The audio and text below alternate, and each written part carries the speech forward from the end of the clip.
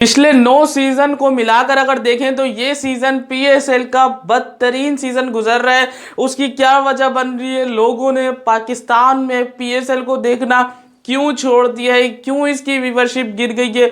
इसका इफेक्ट लोगों पर क्यों पड़ रहा है? उसकी कई सारी वजूहात जो है वो सामने आ रही है, जिसमें नंबर 1 पे अगर हम बात करें तो पीएसएल की जो इंतजामात हैं या फिर गैर मुल्की जो खिलाड़ी हैं यानी फॉरेन प्लेयर्स हैं वो नहीं है, या पीएसएल के इंतजामात सही नहीं है, या फिर ऐसी इस वक्त कौन सी चीज़ जो है वो ट्रेंडिंग में कर रही है पाकिस्तान में। बाइकॉट पीएसएल ट्विटर पर ट्रेंड कर रहा है मुसलसल, उसकी क्या वजूहात बन रही है। तो इन सारे टॉपिक पर आज बात करते हैं और आपको बताते हैं कि भाई पाकिस्तानी क्यों नाराज हैं पीएसएल की इंतजामिया से और पीएसएल देखने से।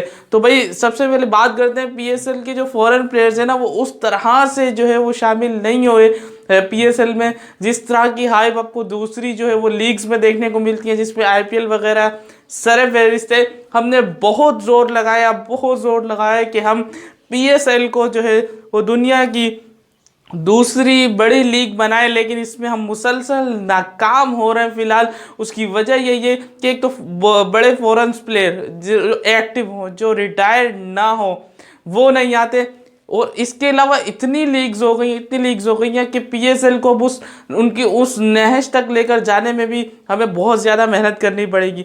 दूसरी सबसे बड़ी वजह जो इस बार पीएसएल में बन रही है, यार ये पीएसएल ऐसा नहीं होता था।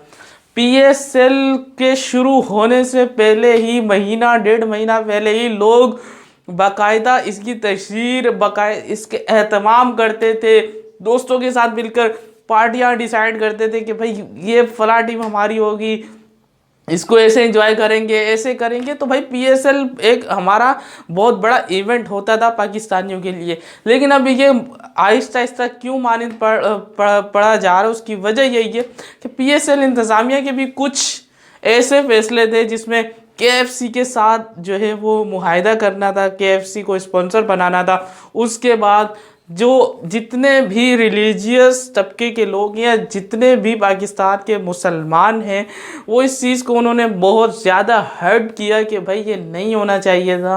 केएफसी आपको पता है कि क्या कर रही है इस वक्त और किसको फूड सप्लाई कर रही है, ये सारी चीज़ें आपको बखूबी पता भी होंगी और उसका अंदाज़ा भी होगा।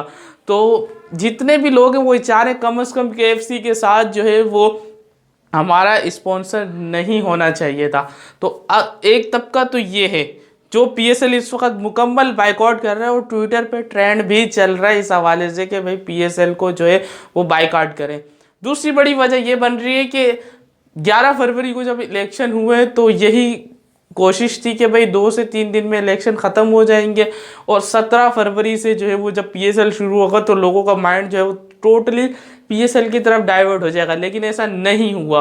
अब तक जो है वो पीएम यानी प्राइम मिनिस्टर साहब जो है वो अनाउंस नहीं हुए पाकिस्तान के। तो हर कोई इसी शशोपंच में है, हर वक्त वो यही न्यूज़ देख रहा होता है कि भाई कौन सा वज़ीर आज़म आ रहा है, कौन आ रहा है, कौन सी नई काबीना आ रही है, कौन सी हुकूमत आ रही है। तो तकरीबन लोगों का टाइम जो है वो इसी चीज़ में गुजर जाता है। और इसके अलावा जो लो स्कोरिंग मैच हो रहे हैं ना, शुरू के 1-2 मैचेस छोड़ के अब जो 3-4-5 मैचेस हुए या बहुत ज़्यादा, मतलब क्या एंटरटेन करोगे लोगों को आप, समझ ही नहीं आती। इतनी गंदी पुअर बैटिंग होती है, फिर उसके बाद जब दूसरी टीम बैटिंग करने आती है वो भी वही। यार लीग का मज़ा ही तब आता है जब आप हाई स्कोरिंग जो है वो मैचेस करवाएं। इस तरह तो लीग्स का मज़ा नहीं आता। अगर आप अपना जीतने के लिए आए, लोगों को एंजॉय करने नहीं आए, या आप खुद ही हारने के लिए आए, तो उसका हमें कोई फ़ायदा नहीं है। अभी हमें एंजॉयमेंट के लिए कुछ हाई स्कोरिंग मैचेस देखने चाहिए, या फिर बॉलर्स की तरफ से जल्दी आउट कर दे भाई। कोई इस तरह की इंटरटेनमेंट होनी चाहिए ना। मतलब कोई भी इस तरह का कोई ख़ास मैच अभी तक नहीं हो पा रहा।